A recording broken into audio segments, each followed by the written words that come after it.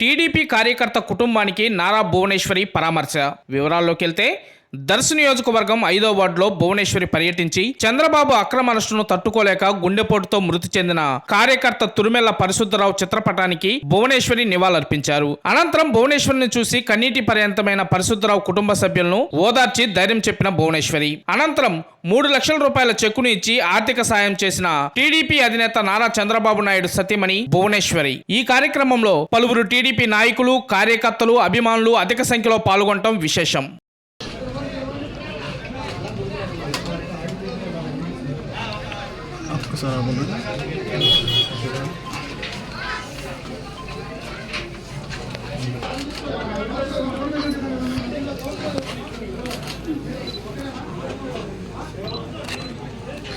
ఒకసారి